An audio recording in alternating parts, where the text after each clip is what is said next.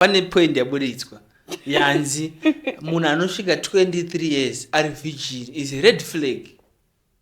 Makazvidefenda mukati they are weird people, hey what no pane pawarasika but it is true to a certain extent kuti masingle mother achamisike because single mother unomisa sei kana kada kumborarana baba ningi kumba kwake kunenge kuri open. Iwe uchikura mai vako vaizvitere izvozvo vangu no inzwa daira yes or no wait mira yes or no stupid abamapizana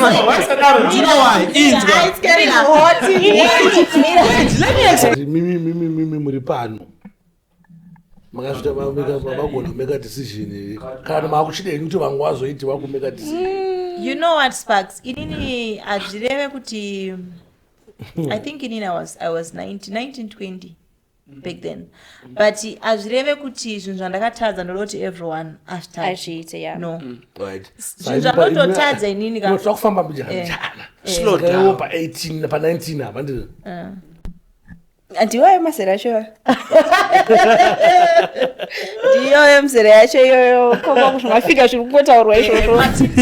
Disadvantage yekurorwa usiri virgin trust unobuilda trust but inenge isiri that intact unokagara sawakafunga kuti maybe pamwe dzakapinda dzacho ndakadzibata ndodzokunosvika uchivu you see saka iwe wakarora munhu ndopatuti virginity yakakosha saka iyadzonedza zvinhu zvakafanira zvinhu zvingona chi tazo nevana vamasingle mother andika vana shandi andika andika handisi single mother handisi single mother mother cheke baba yako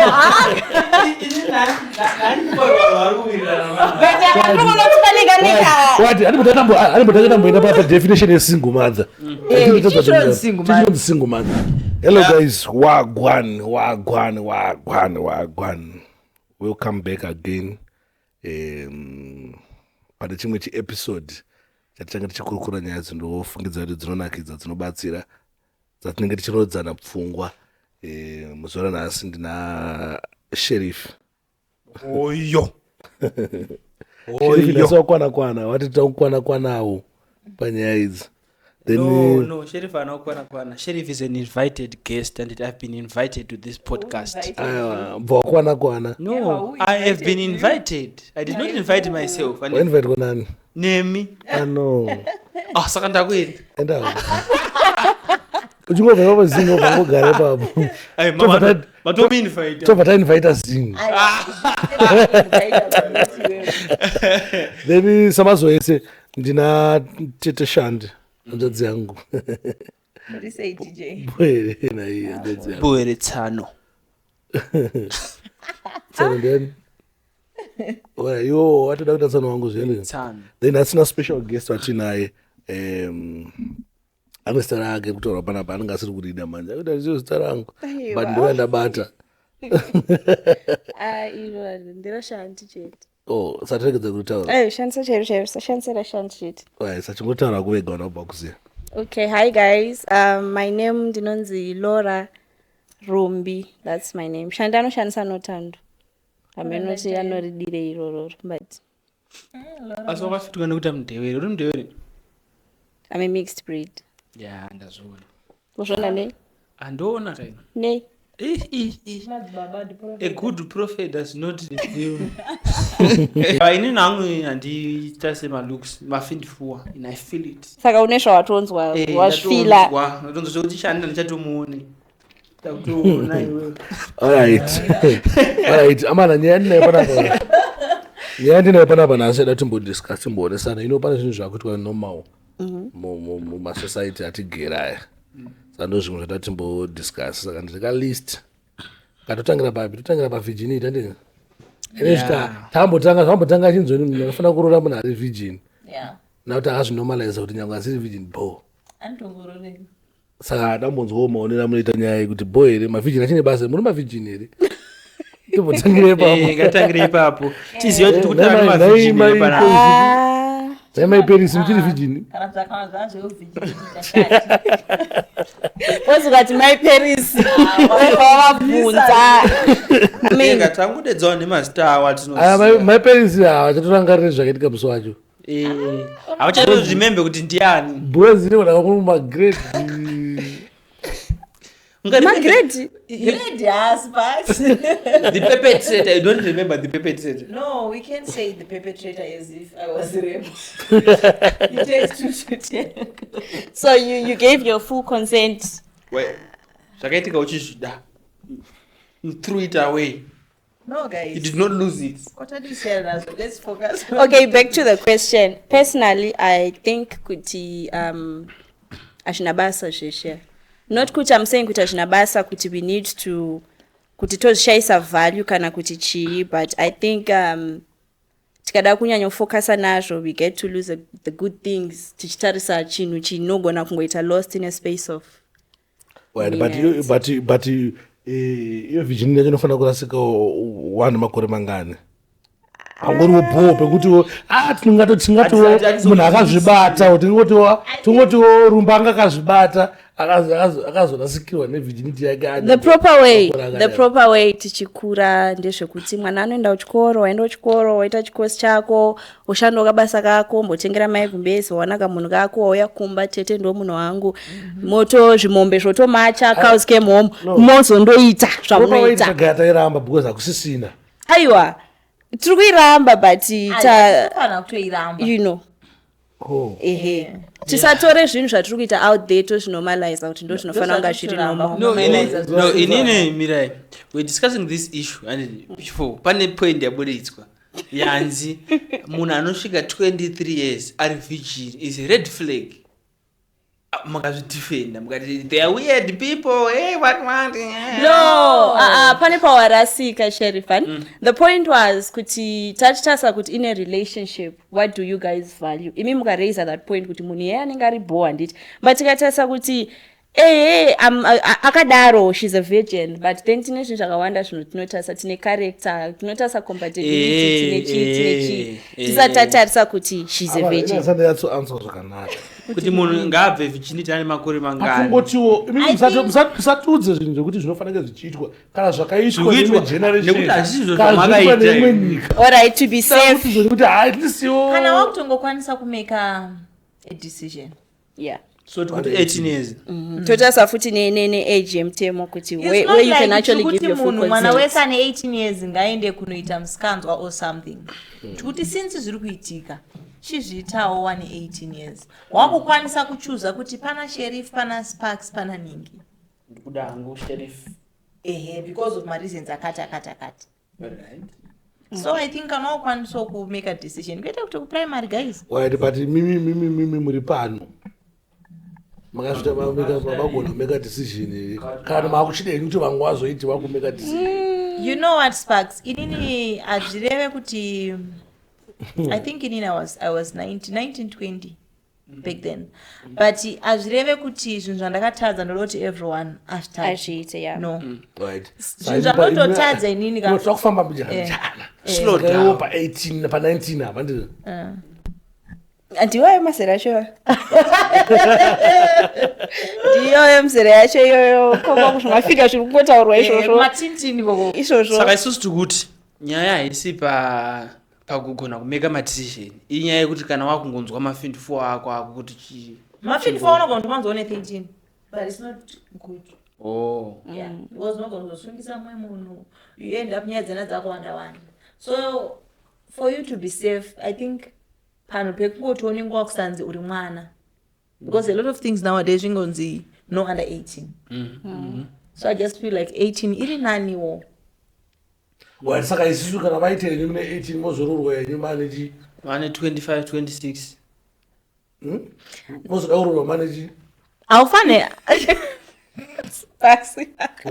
Ngati bachira. Ngatonesana yabo. Mozororwa manage mataka. Aiwa itizimze zipukwata kaisusu. Atwa face now. No. Mbozo mwana ikazvikitika. Zvinhu zvangofanana. Anoona kuti yakabviswa. It's not like imi maiziva naka. Iwo pamwe ngari kubhula wayo yanga ari kuchitungisa ndiye. but madhezi amakada kuzviita zvinhu akada kufanana which means ndo zviri kuita vanhu vachisa ndimi kuri representa vanhu ava mozoda kuroorwa mane makore mangani. Alright, ipapo ndoboti wabrekwa nemunhu wako achakuroora ndo zvisiri kuitika, but ndokuishe mukadzi wese sure tati mozoda kuroorwa mane makore mangani. Alright, zvekuroorwa tingadetermine because handizvirooreka. Asi wewe unongokuda papi? Pane paunonge wakudawo kungonzwawo kuti hazviri zvekuroorwa, hapana a certain age. Yeah, kuroorwa kuna age. Kuroorwa is time. wala akatingoise time Ngatingoise time unonoka kusvika pa 30 andike pa 18 but then kusvika pa 30 hamune maneta dai mune maruru kutika nekushandisa. But then okay, it's facts. Takutaura nyaya dzeage handiti. Takutaura nyaya dzeage handiti. I think tinobva tatongoya to another point that we might also look into yekuti age chaiyo yatinoti musikana anofana kuroorwa kana kuti mukomana anofana kunge aroora nayo ndeipi? Because ndononge like society inoti musikana hapana kudarika 25 inenge yatochembere and stuff. But society nezvayo zvinotaura but pane zvinozoitika paground. Kumfesi futi I think vanochingowa ne25 vakazoroora zviripo futi. Tinenge chitarisa chiyapa kuti titiwe waibva wafana kuroora. Pazvinormal totasisa kuti unogona wapedzawo chikoro andika wamboti shande no pane chikubudzisa kutoperi but pane kumwe pane zvingori generalwo zvinofana ngwamboitawo reasonable zvekuti unofana ngwambo wati wakati kana ngari ka college saka let's agree guys kuti tinoti isusu society iri kuti pega pa 25 handiti but can we just agree as the same society kuti tisaisirane mapeg because zvandoda kuachieve nezvandoda kuita zvinosiyana saka tisasvika pa level. Nyaya yekuitika ndeyekudayo mutose afana kunge akuma 30 but mabhebi manje takazofunga takagara pasi togara tofunga kuti right mudziyo uyu wakapiwa munhu nemusiki wakatanga kushanda pa 18 okutasa mileage kusvika pa 25 akomana. I just feel like tozofunga kuti mileage no handisi kudismissa esachi but like matauriro ari kuita sparks ka even anatenge mileage yemota indonyorwa manhamba aiwa inzwa shandi tada kuakita mastrokes tikamacalculate to not this engine yaneta iyi.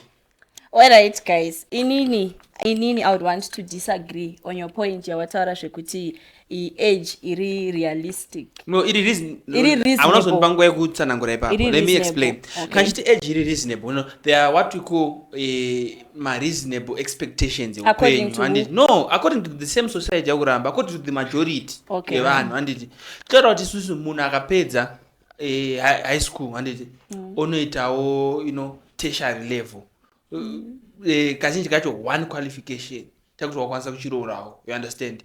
Plus because remember kuti pane zvinhu zvatisingakwanise kumisa mati mimi muda kuluza virginity yenyu kuma 18-19 mira tati isusu ndokwazvinenge zvakaitika asati ndozvatinoda ndokwazviri kuitika majority iri kuti 18-19 kuti avoid kuti mileage yezenge yarohwa nevazhinji yatestwa nevazhinji panoda kuti muchiti kasikeiwo kuti asei kuchiroorwa kwacho because remember kudhara kuzvimbuya zvima80s zvimachikuna navabereki vedu vanhu vairoorwa vari mavhijini wai because vaikasika kuroorwa.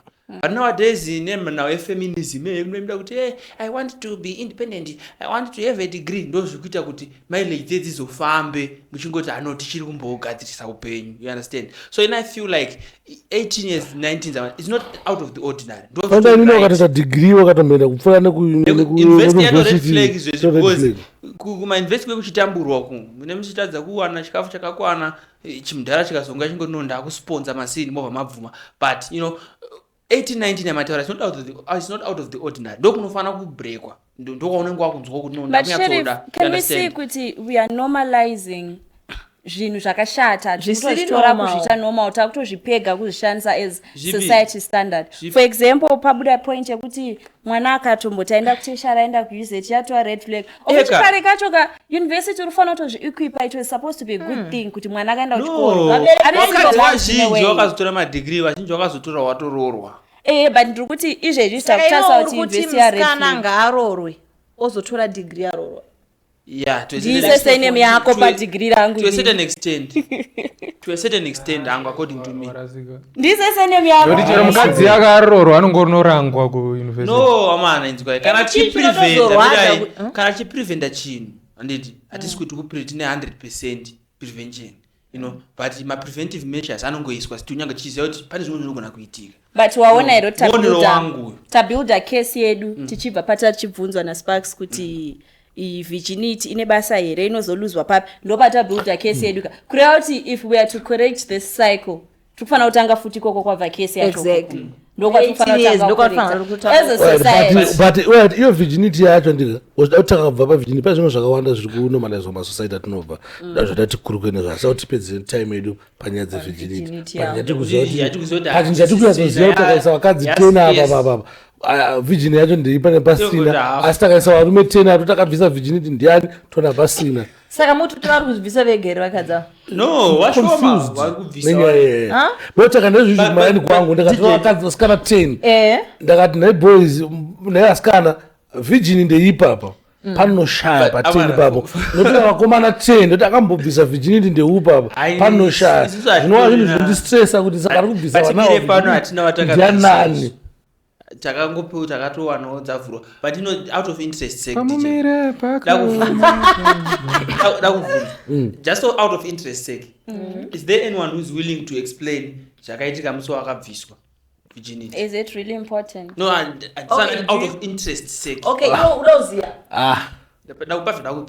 kunonga. It's okay, ndozokudza behind the scenes. All right. I think we're dwelling much panya virginity. But virginity azvikontroleki zvokuti vazobviswa ndovanano adinde noti pane mafactors obva kuita kuti vabviswa virginity nechichi waona noti pamamovie chaanenge achionekwa vanhu vanenge vachirovana mumamovie vanofarira maseries waya waona kune zvimaponopono zvezvionekwa nevapfana vaida kutesta vaida kudii mafactors akawandisa out there vana vari kumhanyira kuda zvinhu. Okay, kana nchiti kumhanyira, do you know pane mumwe munhu akabviswa virginity because of peer pressure? It's very true. Ngoti indotamba nalora naningi vese havasi. I still remember ndiri ku high school.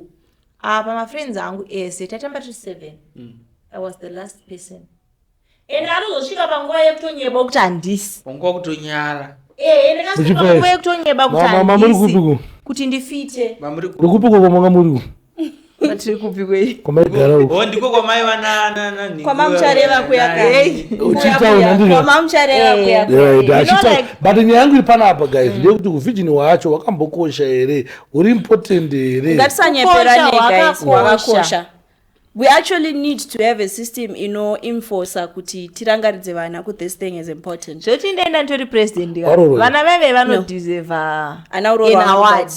Every month vanodeserve a grant. No, ana kurorwa bandiri munhu wemunhu. That's my point. That was what I wanted to say. I'm not yet married. Uri munhu wemunhu akakubvisa virginity. Sparks. Uyu ngami. What you wanna do? What would zonika? Virginity is important. Yeah, I'm saying it's important. But you munhu ada kukurora wacho uda kuenda usiri important. It's a point about kuti iwewe. Sparks. Everything zvawakafaila mulife unoda kuti Jaden exactly no ini ndikumuning'ina wangu handitodi kuti adyiwe nemakava. Also now you are admitting that you failed. We are not disagreeing. We are admitting that we did you wrong. Are failure. That's why it was I'm not a failure. Oh, you failed.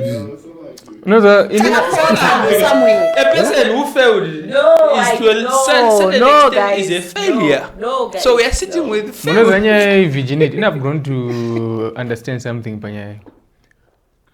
Is virginity yakakosha, but I think kuti vana tinofangoisa broader term yekuti kutsiurwa kudzidziswa hunhu kudi waibata.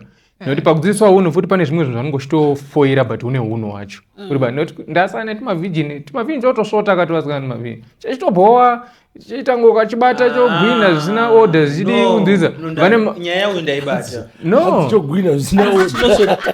Do you know why? I think do you know why you are now feeling like a virgin anoboa? It's because you have been exposed to a lot of things. Basa unemwe munhu wakambobata akasagwina ukazobata virgin ikagwina. No, example isiyo nyaya. Example isiyo nyaya. Kuti saka zvakakosha here zvevirginity hazvina Zvakakosha, asi kana uchingosangana nazvo usinawo ndizvozvo. Sparks ona disadvantage yekuroorwa. Zvakakoserana nazvo. Yeah, man.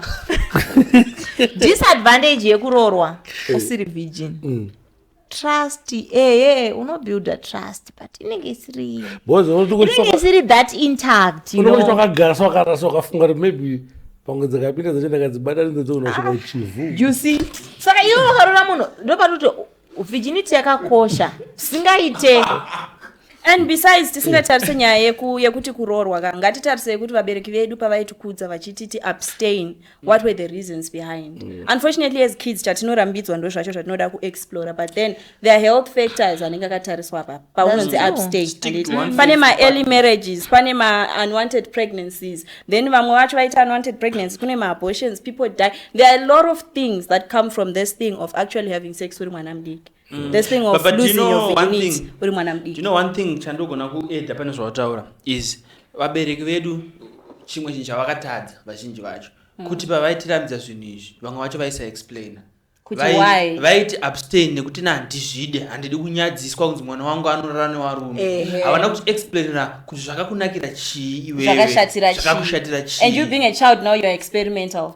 I just feel like sema-parents vanofana kuengage more into nyaya idzi nevana, because ndakatosvika pakuenda maperiods ndisinotombodzwa kuti chii, but ndakatozobatanidza information yekuti ndakambonzwa nhinga achiti kune ped ndakazonzwa, which is very wrong. Kazhinji kacho tinozozvinzwa kueconomics unotozvinzwa kuchikoro, but unogara namai vako everyday. So I just feel like if you are a parent une mwana a-teenager, engage nemwana wako nyaya dzakadaro. So can we also say kuti kuluzika kwevirginity kunocontributwa futi nema-parental styles kuti muri kuparenta mwana wenyu sei muri kumukudza? But we can say that it's not the only cause, but it's a contributing factor. Inini yangu futi kuti dzonichotika ndekudayo zvino chinzi zvinhu izvi musazviite zvakashata ndika, but yobva mumbonanga video chinzi zvinhu izvi ndabva kuzviita zvinonaka. Ipapo manje tikuramba chidzoka paparenting style because ndazoexposwa sei kuinformation iyoyo mberi kuripo. Maybe aukwanisi kupreventa zvese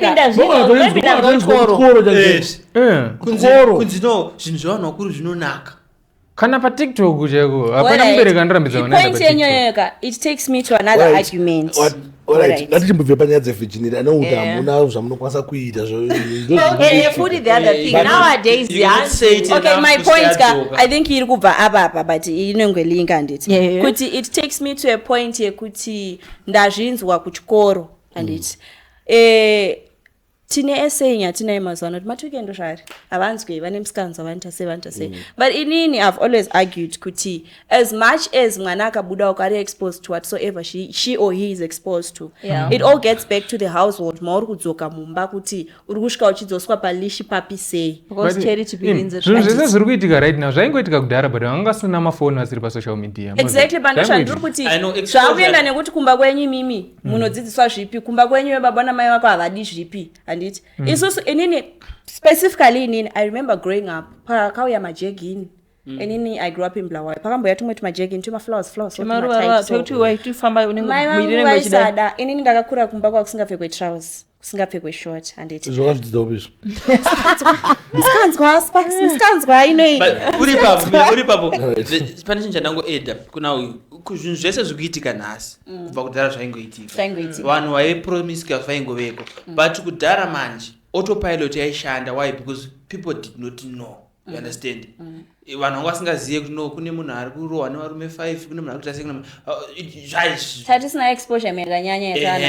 But nowadays manje autopilot yekuregera kudza mwana wako kuti no kana wakunzwa mafeelings it's normal but wafanira kurara nemurume aichashande pakuti muyo akutoona kuti apati uyu ari kunzwa achiswinywa apa ubva no ndakukwenywa. Asa inaka percentage kainobatsira ire autopilot because point yananga kudza kuti taingoziva kuti kuri kupfekwa zvitrousers handiti ndaigona kubuda ndoita friend yangu. I remember a friend of mine ainzi Mish ichi ndiyegona kuti ndekwakati wozopfuura uchichinja but waitoziva kuti paden as long as I'm going back to that house ndiri kufanira kudzoka ndamuorder vakaona zviri kupiswa ini wati kunishamisa nje kudai wokuti wokumba kuenda ndika kumbanda kunofanira kudzidziswa zvinhu zvine chiendera but still iwewe wangori kumba kuti zvairambidzwa but then musemwana unongoita futi chi musikanzwa ndo pane point yangochitaura kuti uri kurambidzwa but handisandanyatsokudzwa ndiri kurambidzirwei saka ndicha experiment ini zvinondisvota nazvo zvekunatsona zvekujaidzwa chaizvo nezvekuti amatuki vanozodaibushi wana matuki vanangorohwa exactly kurohwa vanhu chete tisatopembedze kunzi avanzwe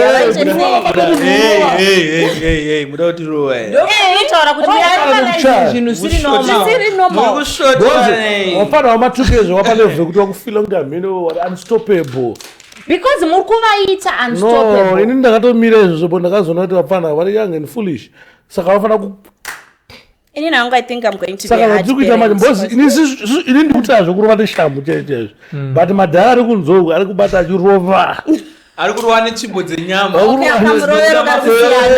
imi muchiita harisati waibva tiri kudyiwa nemunyu saka ini yadzonedza zvinhu zvakafanira zvinhu zvimona chi tazo nevana vamasingle mother andika wana shandi andika andika handisi single mother handisi single mother mother checking baba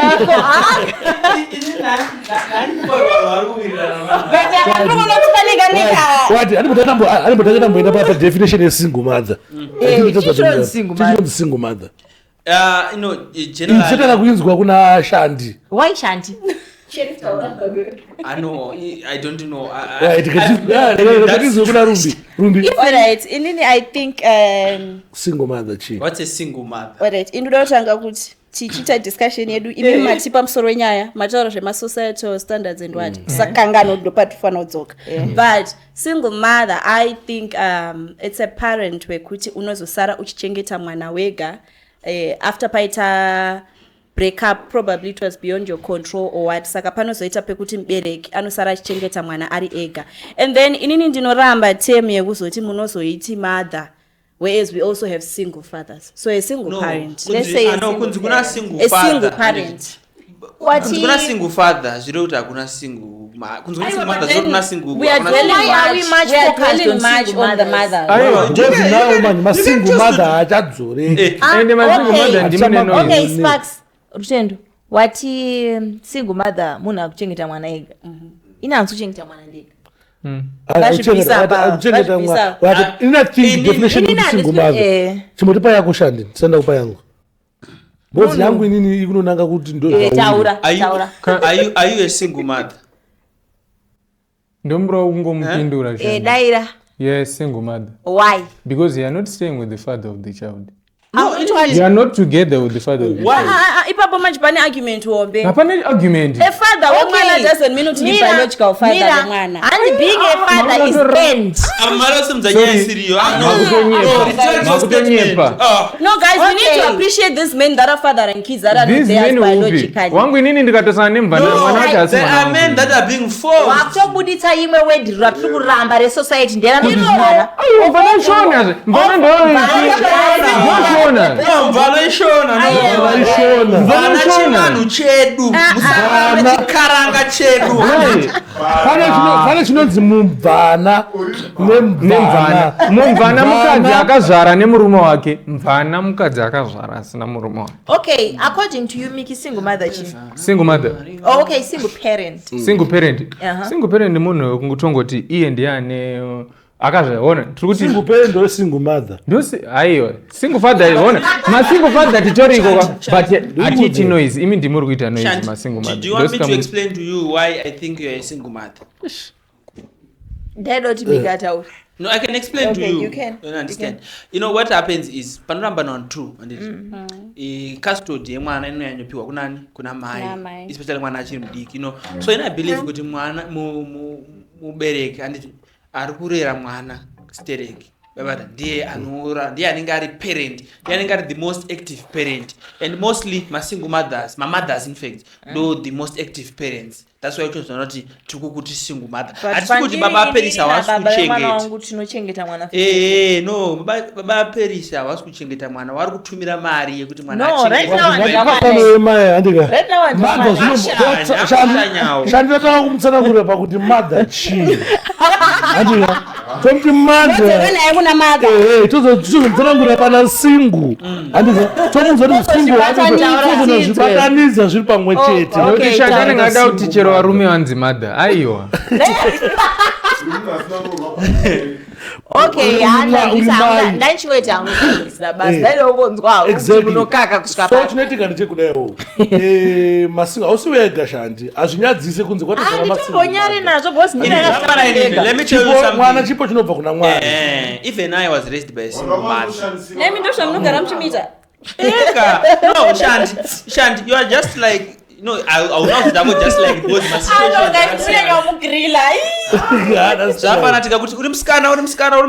Are we grilling you? You're no man. Yes. We single mother.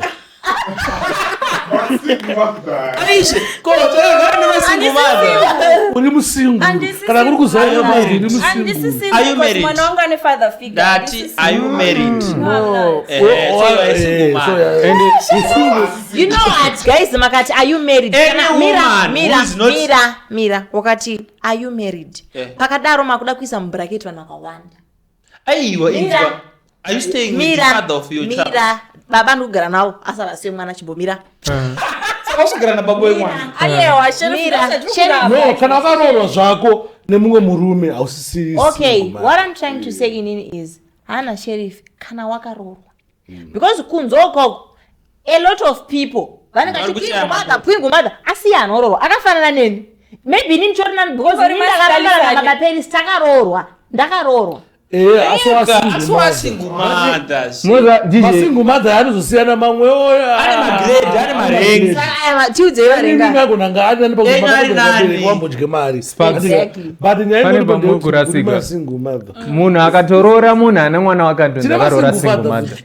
Anonzisa. Mukadzi amirita single father noti aroro. Ndio pakupina magrades aya. Murume anobvisa madziwa pamwana wemvana and ada kutorora mvana ada kudya. Wakarora sheriff. Yes, I am happily married. Okay. Akarorani sheriff. Okay. So you want me to disclose my single mother? Nyaya ndeye kuti now musociety tana nyaya yengoti munhu akatakangonzwa kuti munhu ndi single mother takutofunga kuti munhu achadzoreka. Which is really bad. Wakadzi wakutotya kutofunga kuti ada kutorwa varume wedu. Anomukuona. Saka isusu ndio pane nyaya yangu. Nyaya isayepo kuti single mother munhu akaenda to a certain extent. But it is true to a certain extent kuti masingle mother achamisike. Because single mother unomisa sei kana kada kumborara na baba ningi. Kumba kwake kunenge kuri open. Iwe uchikura mai vako vaizvitere izvozvo. Vangu. No, inzwa Daira. Yes or no? Wait. Mira. Yes or no? It's too personal. Yeah, abama pisana. You know why? Inzwa. It's getting hot. Wait, let me explain. Wait, inzwa. Moms wangu inini anditi. Moms wangu mdara wangu wakafa anditi. Hawana kuramba murume. No. Mira. Okay, taura. Hawana kuramba murume anditi. And then wasina kuramba murume mai wangu. Wanditi wakazoi vaone munhu wavo waifananidzana naye, you understand? And up to today is the same person. Masingle mothers anodzoreka. Masingle mother, especially masingle mother echidiki adzoreki. Sheriff inini hangu personally I beg to differ pane zvauri kutaura nditi. Tatanga chitaura nyaya yesociety. Inini ndiri kurambirana nezvakawanda because tine mapega tanawo musociety kungoti munhu akangonzi single mother tane imwe picture of which tiri kupainta everyone with the same brush. And sheriff wabudisa point. Exactly. Yeah. No, we are talking about the majority. Na single mother nini. Ane mukunzwa. Asi nini mumzi yangu anabva namboona vene munhu kana mboita kanzi ndi baba wenyawo. Avanabvira mbodaro.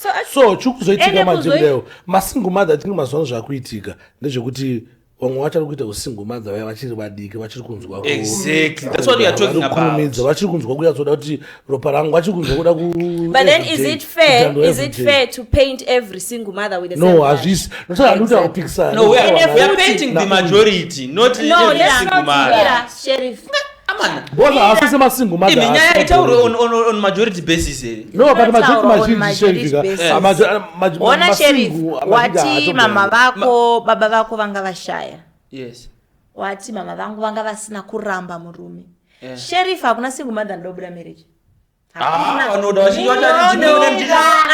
vachinoita mfiti yemurume wanga urasaka njamude Sheriff timika wazhinji iwe uri kutaura nyaya iyi on a third person basis isusu tiri kukupa first hand information no inzwai Sheriff mandikudzi takatombozama handidi kunyebera kana denga rinotodairiro nyaya makarambanirani ini nabaperisi yes someday rako no inandifunza no mukadaroka chasiri nyaya why did you divorce ama nyenga isa personal kuramba kuti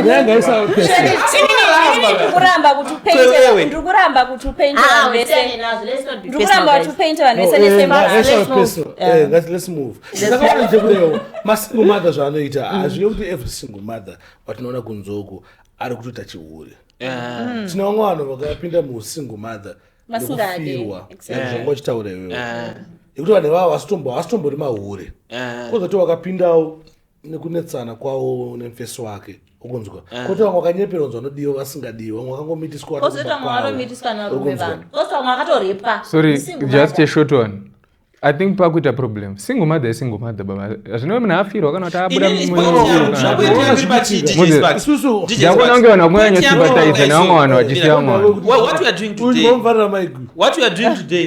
today we are not doing hatisi kuita a history lesson ngatipabate ipapo we are not doing a history lesson we are talking on basis of what's happening today you understand because circumstances dzekuti handi dzanhasi dzakatosiyana you understand ini ndikuti the majority of young inonzi single mothers hawamisike why because achiri mudiki even muro achikutoda achitonzwa kuda ipapo understand so it's difficult for most of them kuti va resist also vamwe vanopinzwa in those situations because iye semukadzi hakwanisi kuritira vana kuwapa sezvavanoda some of them vanopushwa nemasituations avanenge vainawo vashoma vanozowana one murume anda kuzoramba akafokasa naye vazhinji vanozopedzisira vakurohwa nevakawanda why because of those situations achitera zvinhu zviri kumateresi wait achitera zvinhu zviri kumateresi chandi don't take things personal rega ndikupindura nditi ngatidzokei pa sparks ambotirai kutsanangurira shandi chinonzi single mother chi single it's one singular in English mother ndiamai anditi that's the simplest definition that we can have. It's a mother who is being a mother or a parent are single, whether a father or what, but are single. But the problem mukita panapa one to focus on the point one. Ini banduda utsoka sparka. Ni single mother acha misikere zveshuwa kana kuti yango sei utangona single mama yade kufunga after say uye uta kufunga akangonzwa kuti paita single mama akufunga kuti ihure that is the majority of young single mothers ndika explain inzwa ka Sheriff yes ini point yangiri pakuti chero panonzi vakomana kune vanoita zvakanaka nezvakashata panonzi vasikana pane chiyanditi tabvumirana kuti single mother uri mwana wako wega nditi we also need to look at the factors that it usvike ipapo and we also need to differentiate people ngatisave society yaya inoisa vanhu musame basket kuti nekungoti vese masingle mother takungovaisa musame basket we need to differentiate things right anyway nyaya matadza kuidzana nga zvakanaka masingle makati move on pane nyaya yekunzi musociety yekuti zvoni varume angori mahure wote wakatohurirwa nemurume wako iwo wakufana kuzvitambira aiwashingirira yasikana varume ndo zvavanoita munozvitoro sei munozvono sei ndizvo tofanira kuita here ndizvo munofanira kuita here hazvifaniri kudaro chinoitika ndechekuti we are normalizing zvinhu zvisiri normal zvinhu zvekuti zvinofanira kuchinja but we are just making everything normal alright chimbobakidzirai baba Mike muono nyaya iyi vanoifarira no favorite alright mubvunzo wati chi just inainzwa zvangu and I think kuti vakadzima kuda kuwanza zvinhu zvefeminism sitereki women rights sitereki munyaya dzidzi vakadzi vakare vaingourirwa kudaro ngatisati iko zvino asi mimi maya makuda unzi ina nditi izvozvo ukandiurira ndokusiya ndoenda kumba kwedu but akadzi akara vaingogara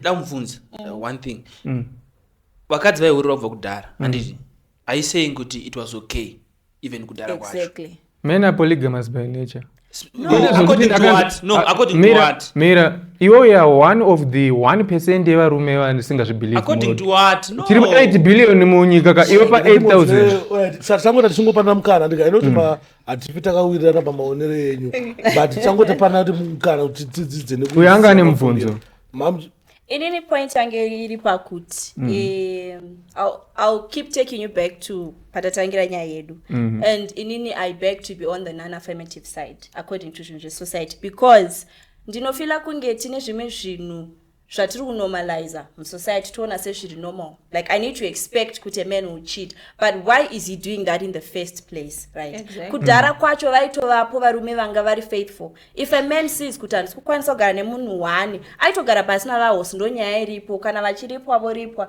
and vahosi normally played part in actually finding a second wife for the man. Zvazviri zvinhu zviri pamutemo. Yeah. Kwete zvekuti wewe unoita mabranch harare yese and then you call yourself a polygamous man. You are a cheater, you are not polygamous. If you are polygamous, sit down with your wife, take the second wife, build an empire muri mese pan one. Unaona chinja ku chiwe yako mira ndoda ngobva nampindura short one.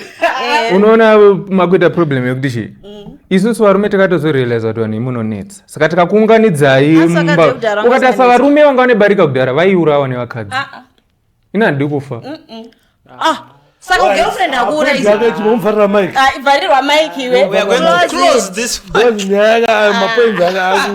you know what I just feel like murume anofanira kungova faithful not murume iwe chimume notaura kana mwana achitaura okay now parezwa point yevarume that's when we focus nevarume murume anofanira kungova faithful because varume vari kuti polygamous anenge ane 15 magirlfriends mukadzi ndewe 16 ende zvaita kuti zvirwere zvispread very fast munorohwa nesiki muri 15 because of munhu one ende chimwe chinhu zvirwere zvazara so I just feel like atifanire kunormalize zvinhu zvakadaro munhu wemurume ngangova faithful kumunhu wake. Your next statement is not healthy. Inini hangu ndinoti I know kuti varume tinokurirwa nemiedzo that I understand but inini kuti titi tinormalize kuti men are polygamous by nature so they should cheat ndinoona kunge zvisiri right. Why? Because tiri kupromota chimboko, you understand. Zviri nani kuti as a man, you know, even when you cheat, be responsible. Vazhinji varume vari kurova raw kunze uko just because tiri kugara pasi tichiti men are polygamous by nature. Mubvunzo wangu inini mubvunzo wangu ndewekuti ndinandika zvatiri kunormalize zvandika toramba vakadzi voramba here varume nekuti vaurirwa chipindura ipapo handisana ndambodzokorera mubvunzo mukasadzokorera but anyways iyoyo iyoyo regai ndimbofunga continue. Alright, ini ndinoona sekudayo handikuona masikirwo atakatoitwa pano panyika takatosikwa tichitova vashoma varume vakadzi vachitova vakawanda izvo zvega zvinofanira kuti munyumwe kuti pane zvinogona kuitika kuti nditoo 2 3 handimugona kwabva kwati hazvimeke sense kuti uri musikana kana uri mukadzi handikuona bo zvikuzoitika manje zvinoita zvinhu zvebackground iwewe waramba murume wako iwe handikuona waramba murume wako uchiti ari kuhura ubva wasitanga kuda ana havake shasha yadzo shasha yadzo ane mukadzi wake kubuda marriage unoita side chick exactly ndozvikuitika saka zvinozomeka sense here kuti iwewe urambire murume wako kuti ahura iwe chinopindewo chitanga kunziwo ndoahuriraewo azvimeke sense ndozvikuitika saka chiminzi tikukurudzira vanhu kuti varamba havo vari mamarriage avo nekukasarambe varume wavo nekuti zviya zvekuramba murume it's a personal choice hauudzirwe kuti ramba murume ona shandi zvinozoitika saka tisusu hafana ndonzoona chizoni akachitwa ukanazasiya but wazosiya chichi chazonoitwa zvafana ndakakuti nini ndakakuti chiko ndofanira kuziva kuti ndichanda kuita sendakubvisa kumba kwamukugara imimi ndakakubvisai kunotamba bilasi uko tofanira kuti tiziva kuti tichakuisai pai kwete ngokubvisai kuti ngokubvisai asi kana mukuti ati mimi sevakadzi taane imwe option yekuti isusu takaramba vakadzi varume vedu aone kuti wahura takunodaiwo leta bo chikuzonoitika ndechekuti mukuzobva mazonoita maside chiki evamwe varume inini chandiri kuona sparkska ndofunga nyaya iyi ine painenge yatotangira yoramba ichingoita like a cycle kuzona tasvika pakuzorambana kwevanhu nokuita sei but I think tikatanga kuidentifya panenge patotangira problem yacho tinogona kubatsirika because kuti ndisiye right now ndichasiya ndoenda kuna sheriff or does whatever he does, which means kuti in a period of 5 years amene ndasiya rungani. So it's either zvitori nane kuti tese tiri tuka ti-identify pane problem yacho kuti imi zvamurumbo chicha chacho chiri kunyanyonetsa chii, but kazhinji varume havataure, but vanga vasina kupusa vakatoona kuti ndakabuda muchinhu chandiri ichi then what, but vasikana vamazuva ano vari kungwarangwara plus varume vekare vacho sparksika waizonzwa kuti ane vana 15 parufu, they were very smart. Ini mimi manje makapusa pakuti anofonera negirlfriend ari mumba pafoni saka toti hatisa chemafoni sabata foni yangu. Mambo eneni hangu eneni ndiri kuti mukadzi haafani kuramba murume nekuti ahura. Why? Mira, I know kuti unoshosha, but why? Because you know muupenyu tikatasa decision making system yevanhu generally inoti choice inonetsa kuita the first time, you understand? So ukasiya murume wako uyu nonyange nekuti ahura for example anditi ukaenda kune umwe it's going to be easy for you kuti usiye, meaning kuti ucharohwa newakawanda because unongochiti inandigarire izvozvo inandisei mira ipapo, asi handisi kujustifya kuchita kwevarume, you understand? The root cause ingori kwatiri isusu varume, you understand? Tisu wachiti wacho tisitofana kuadreswa. Mira, inini is your sister. Ndakuudza kuti murume wangu ane girlfriend kwakati kwese ikokoko uda kuti ndikupe advice. Mira, kwese ikokoko iro ndogarira chirwere chouya here ndakagara kana kuti ndobuda advice. Let me advise you. Thank you. Inini uri sister yangu ndanzwa kuti ukuchitwa nemurume and we try to address the cause of the problem. Anova murume wako akuchita zvisina order. Saungapinde nyaya dzatsano sheriff. Adzimeke sense. Mandikupa shandi. Inini kana wati uri kuhurirwa iwewe. Andikuona. Uri hanzvadzi dzangu wati kuhurirwa. Wachuza kuzoita sei? Uyai kungokundiwe. Aiwa ndiswa. Wachuze taura tinzi andisikudaenda uko. Aiwa man. Okay, you say mandikwe amana noise amana kana vanodza kukuitana musikadi kuyagara vanava it's okay gara ikoko, it's okay gara ikoko. Ndikutaura inini kuti andika kana iwewe andika wati iwewe wauda kusiya murume andika ari kuuraya kudai then what, tofanira kuziva kuti uchazondesei kana uchikwanisa kuzomirira iwewe mumwe murume wako anozouya kubva kuna Mwari po kana uchizoti iwewe uchabuda asopinda mastreets. inini hangu inini handakana pfungwa dzemastreets tichongone pfungwa dzekutongoti kana for example ndichidzoka kumba todzoka kumba ndakamirira zvichawe. Saka iwe unodzoka kuti ndopiwa chirwere here ndiri marriage ndekuda kunzi murume arambire kuchita. Ona ashandi tine vanhu futi vakabuda kunze andika vakabuda kunze vakanoruwa vanacho futi chirwere vatokunze. So my point ndeyekuti zvoni kunze kwacho futi zvirwere zviriko mumba macho zvirwere zviriko, so iwe kana wafunga kubuda chibva wabuda asi unokula down. Ini ndine pfungwa dzekubuda nonokula down. Kana zvakadaro then it's fine. Inini hangu the way I like to tackle my problem is like I said, I look at the root. Ini ndinofunga kuti kubuda tingati ndo solution sezvanamboreva kuti kubuda haisi solution. Kuti tikambotanga tambotarisa kuti pacho patakati isusu tarorana, did we really even get married for the right reasons? Because if not, it makes it easy for you to cheat, it makes it easy for me to walk away. Hatisisina kavalue kamwe kaimbovapo muma marriages, because that was supposed to be like something chiri sacred chinochengetedzwa.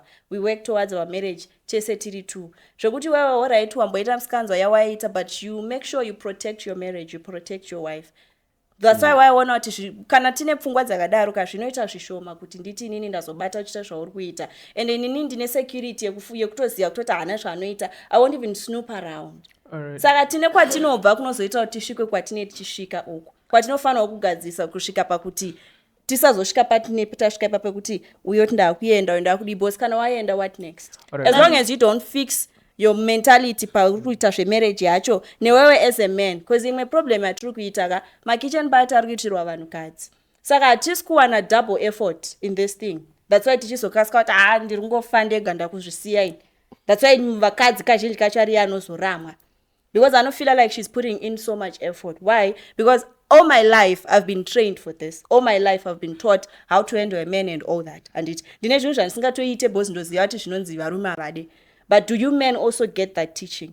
Probably if you did, you'd value this thing the way women value it. Ukaona murume asarenda ka arwisa. Kazi varume futi. I mean mukadzi. Ukaona mukadzi asarenda arwisa. Pauntongonoti marriage yachona inotinetsei. Pakuti wakashedza mukadzi wakamisa apa. Value inoiswa nemukadzi pamarriage yakakura kudarika yemurume. Kuvarume marriage haina kana basa. Haumunzwa chinamatira marriage achimboti Mwari mukadzi wangu ane nazvo chaitika. Unoona chande? Ina hangu ndichitopfugama ndotonamatira marriage yangu kuti Mwari chengetedza mukadzi wangu. But pane chandoda kuonesa. Imimi you are not submissive, you guys. And you think kuti sex in your marriage. Kuti ikatongo murume wangu akatongopa sex kuno umwe munhu atondikanganisa ndakutoenda kumba kwedu ndati why did you get married before? You nduze chii chaukanyanya kupindura marriage. Yeah, I think papo vakadzi vanofana kuziva kuti zvoni mareason ari pana apa kana ndipinde mumarriage 1 2 3 4 5 6 7 8 9 10 but paita 1 asikana wakapindura sex zvandakaita ine ndakuroora ndaputisa mari dzangu inini andikuona dzimboringaniko mari dzamunobva manyanya kuzokorodzaka 10 kuti mari you know wakadzwa munhu emurume achiti mari ka unoti hey imari guys mari dzimwe mari dzamuri kuti simuka vana vazasherifi dzimwe mari dzamuri kunyanya kuti mari muchiabhusa vakadzi because of mari ka hadzisi worth it guys. Chingofunga kuti iye mukadzi waushungurudza mwana wevamwe vanhu plus mukadzi haangoti aneswa aurwa nemurume nhasi obva abuda. Wakaona mukadzi azosiya marriage aneta. Inzonga ndikutaura ini shandi ndikuti nini handika inini wazongokata pane mari pakubata tikuti isusu ndabudisa mari dzangu handika ndakuroora ndapa vanhu vaungana vanhu vadya mari yangu inganiko 1 ndikuchengeta munhu handika ndikumuchengeta ndikudya achidya mari yangu. No, usati uri kumuchengeta.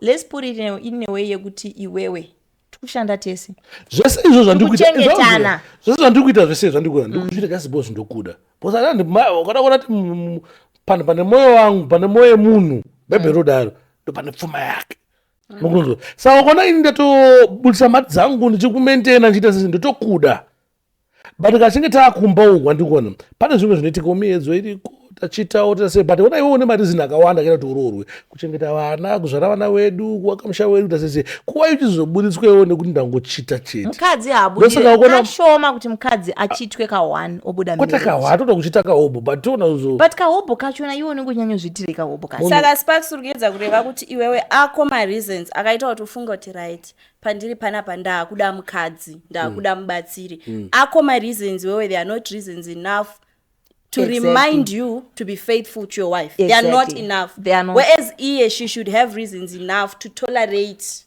you. Right. Yeah. Right. Nyari bana I think about my sheriff. Karamsura kontribute. Karamsura kontribute. Nchungotera sound mogara kusofa from yoyo gara.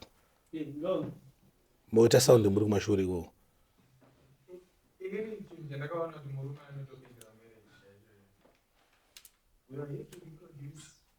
No.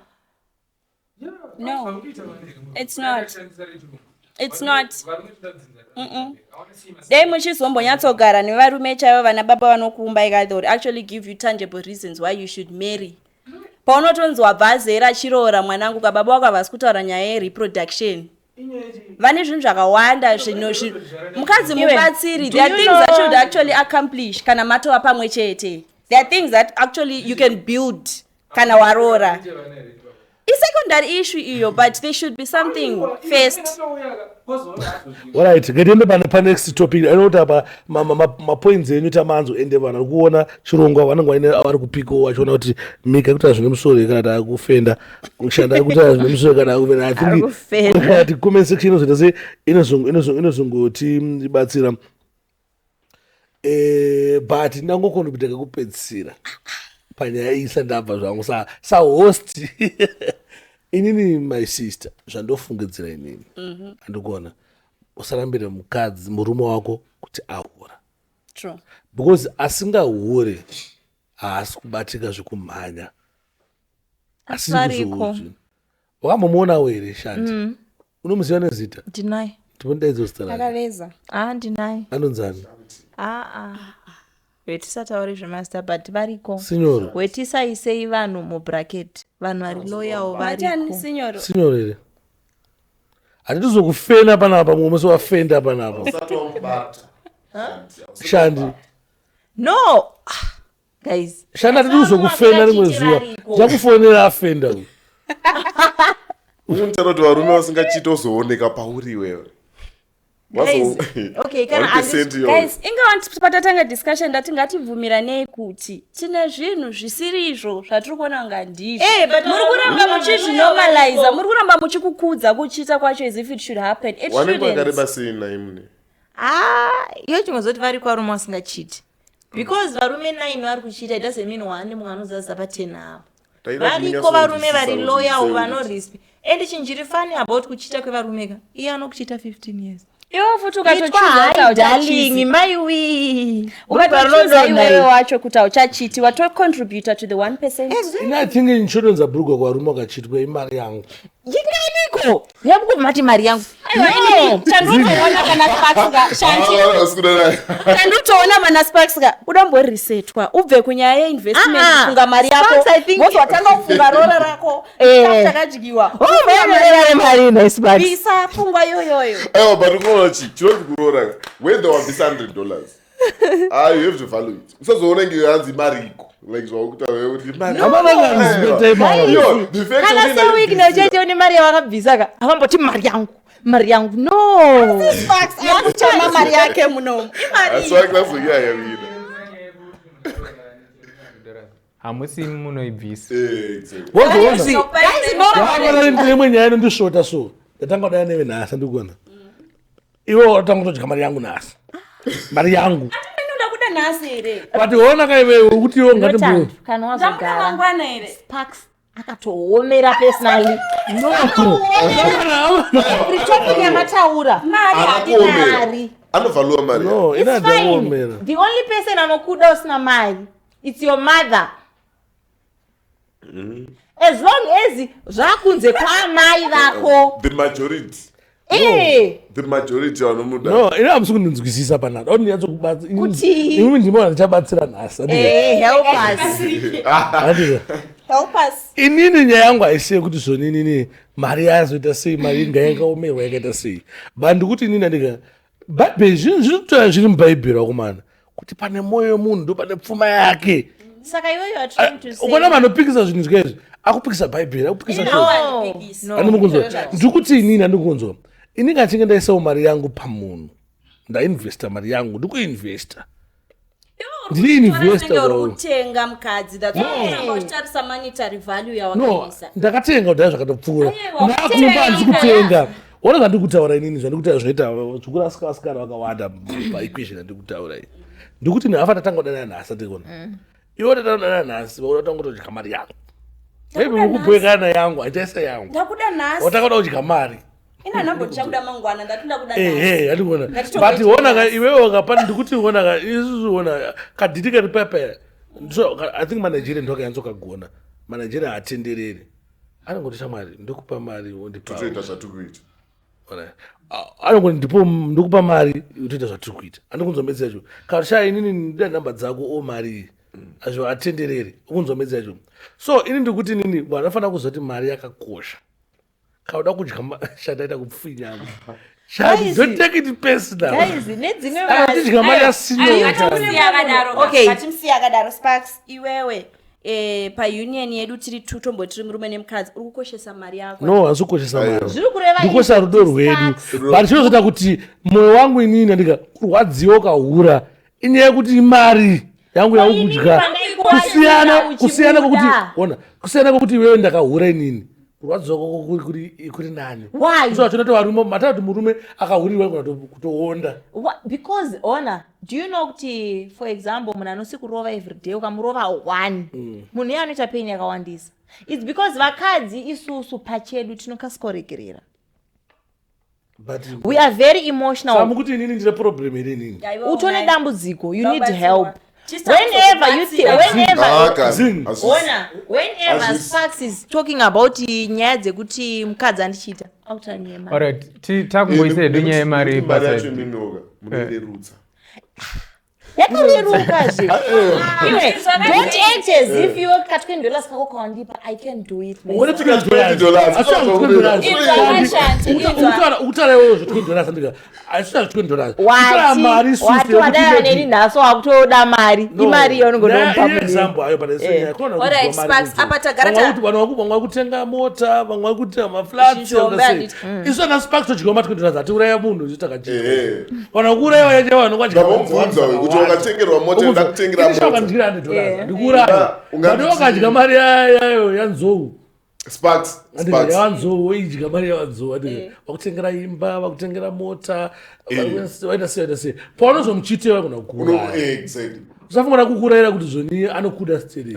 Ari kufunga. Inini ndiri munhu ari honest. But Vanhu then- vazhinji havataure chokwadi. Saka isusu ngatisatizei patatanga apatautaura zvemujolo yemujolo vanongourayana vanota sei but tichitaurisa marriage and Let's talk about marriage. understand kuti investment we both invest but in different ways. Mandikudze. Dauti mbate You are nyaya a man, ina. Sparks. Dauti You mbate nyaya. provide. Varume vazhinji vanohaidhira vakadzi vazvo vachida kunzi magentlemen. Nosika vamwe varume vachizonozviuraya, vana Sparks tisingazviurayi, vamwewo vanotanga na Sparks vasingazviuraya vachiuraya munhu wacho. Daukudza chokwadi nhasi mubate mashoko aya. Munoziva kuti zvoni vanhu vanozouraya vanhu vanenge vachiti zvoni ndakamenisa kuchikoro, ndakamuita sei, izvetire mara, it's time. Imimi mari yamukuramba iyi yandikutaura nhasi yandikukubatsirai nhasi ndo inenge ichifungwa nevarume kuti inini munhu ndakatomurora nemari yangu ndinomupa chikafu every day. Sparks aita munhu ari bed nhasi. Why? Because Sparks ayatsobuda pachena. Varume vazhinji vanodisguisa. Alright, Sparks. Inini tomboti I agree point yako yautaura kuti mari yangu chakati chinoverengwa nemukadzi paanotarisa kuti ndakainvesta ndakaita sei haasi kukuverengera value kuti ndakakutengera chemari yakati handiti but anotarisa kuti she had dedicated all her life kwauri iwewe anenge do you know kuti right now inini if I met a man ane vision yake yainayo kana inini ndaipinda Pentecost yochenda kumasowe I'm going to leave all that. I'm dedicating myself as a living sacrifice towards you. I'm going to sacrifice my body kuti ndiite vana mutupo wako saka anotarisa zvese izvozvo investment also tichipedzisa hedu makambosangana nerelationship yekuti musikana ndiye ari kusuplya face mamboiona Kusuplya yekuti mukadzi ndiye ane mari akudana nemumwe face asina mari ndiye ari kumuitira zvese makamboona paanochitwa hasha dzaanoita makamboona relationship yekuti anodhinwa nemari yake kuti boyfriend yangu iyi andisikuramba Sparks inini andisikuramba because mukibata lenyaya iyi vanhu vanoda kuitiza boza vanoda kunzi tiri magentlemen isusu tiri mari aina basa toshanda imwe asikuramba mari yako chandiri kuramba ndechekuti musanyanye kupa mari yemuri kutipa value morerutsa investment yedu yatiri kuita because it's not ona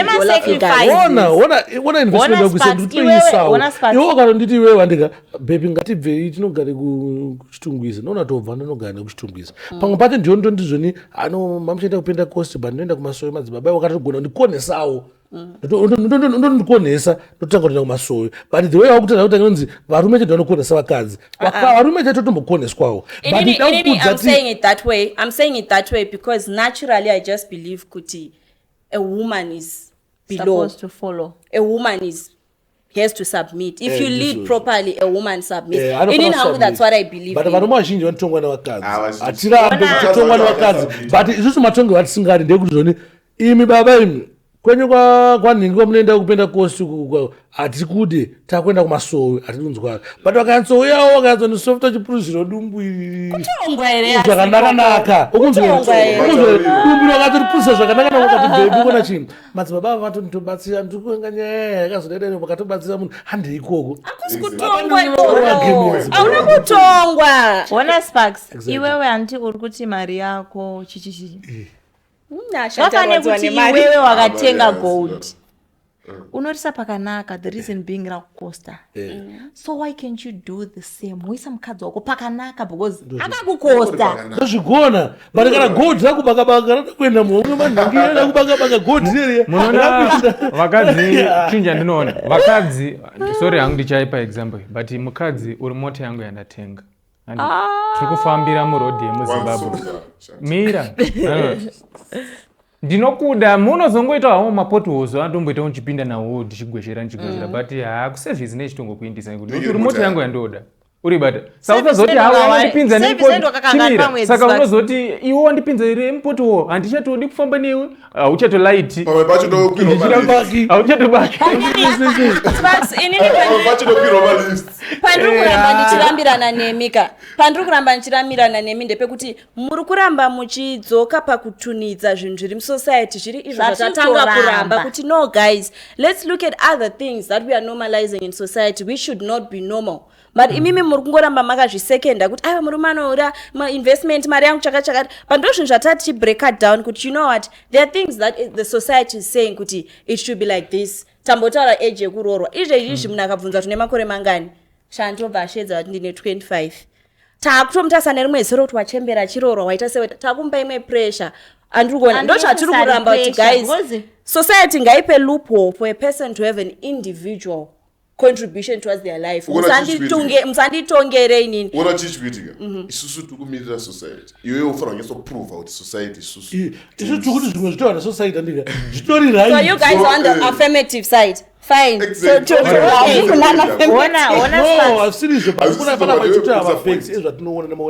okay zvakafanira kutoti even pakutororwa pacho do you know inini mama vangu vakaroorwa at 13 since from there ava vatombobudawo marriage macho so kozoita mumwe munhu wekuti anoorwa ne30 obuda after 1 year saka hatingati zvekuroorwa zvine formula no kana nguva yakwana with the right person unoona hako ichishandi pakuroora taipo bhebheri mutati mukadzi akanaka anobva kuna mwari which means tofanira tokunamatrai imi venyu muchiona kwamaswedi asi honai manje hamusi kutsanya kumakomo kwacho tiri kuenda tega guys saka equations acho muona kumedzi acho dziri kurasika pautara akuna mukadzi kwamaswedi mberi andikotaura hangu like tingokudzosera kumasure shumo kwatachitaura nyaya yekuhure ino hangu handisi kuti hangu murume kuti ahure zvakanaka zvakadii but zviri nani pane kuti mukadzi azohurira murume but nowadays zviri kuitika kuti rume wakuhurira nevakadzi murume ubva toramba nemukadzi wake vamwe vachina kutongodzokera nevakadzi vavo kutohurira nechi otohurira nemukadzi aiwa inini hangu ndizvozvozvo like hapana inini hangu papapo ndonetsana apo pakuti zvori manafana kurwa nemakore 25 machi manafana kuroorwa kachingawana munhu anolinga naye anokwanisa kuita se wanokwanisa kugara naye ari bho pamwe wangu akanzi achiya 845 but wona iwewe kana asati auya ushandika chingotsvayowo pamwe pacho ngocool down ngoita sese but da kukuudzai nyaya yakakosha tichivhara thank you guys nekuuya but munofana kuziva kuti mari dzevanhu handikona sparks haana dzaana chimwe chinhu nice sparks can I ask you a question uchitaura zvauri kutaura izvi idzi mari dzamanyodzi imari idzi asitaura dzangu kana ndemariko makatobvunzaariko guys wamutoti wakadyiwa ipapo isi yangu mukona problem kuita vanaka mukutanya moita iwe wati ndori kumiririra saidi roro zvanasi vanhu vakudya mari dzevanhu ini ndakaona kuti nyaya yekungoitisana hashapa haisi nyaya yekuti akanditamisira time haisi nyaya yekuti ndaimufonera everyday na2 nyaya yengori papa inyaya yemari right isu takamirira akadyiwa mari yakawanda ndika anowedzera hasha paya pamanozopiswa nemafuta Sparks inzwa shanti pamanozopiswa nemafuta Sparks pamunopiswa nemafuta muchidirwa mvura dzinopisa muchitemwa nemapanga nemakadzi haasi kutarisa monetary value ane chiri kumurwadza investment ndakakusangana uchipfeka zvobvurubhandi but ndakakusvitsawo pamwe though ndisina kukuisira mari but investment ni mukadzi anonzwa ndi ndakakusimudza ndatomumaka mukadzi taishanda tese ini ndakaona inini munhu uri kubasa aidanana nemusikana ngaine mari kubva azochitwa ndakateerera nyaya yawo so ari musikana akadzi ari kutaura ndakatsoona kuti dhiri riripo namba choti mukadzi uyu arwadziwa kusiyanisa mukadzi uyu nevamwe vakadzi vari kuchitwa nondase inyaya yekuti mukadzi uyu ari kufunga kuti ndebhandirira kamufana yakarendi ndiye yakatengera chikafu aimutumira mari kuuk aita sei chakaita kuti olinda ndakutaura mazita mani arwadziwe nastana its because olinda aisa mari yake pana stana ndosaka akaita nganopinga popota achiita zvemaketeni nezvimwe zverudo chete zvinodhewa akaita malife mangani akaita malife hobho takatarisa izvozvo tatamboisa tangogara papeji pake tichingona ari live bodaizoti manje anoita futi anezasi nyaya dzerudo chete aisi nyaya dzerudo kana vakadzi vakawanda ri kuchitwa kudaro vanongokula down why because vanongachita haitaimwe hapana atogona kusimbiswa saka tomboti but mari yandakamuti saka ndopatiri kuti society yacho iri bias because now it's olinda tine tichimupa maadvice ekuti aiwa varume ndo zvavanoita usapaparike usaite sei but if it was the other way round it was expected from the guy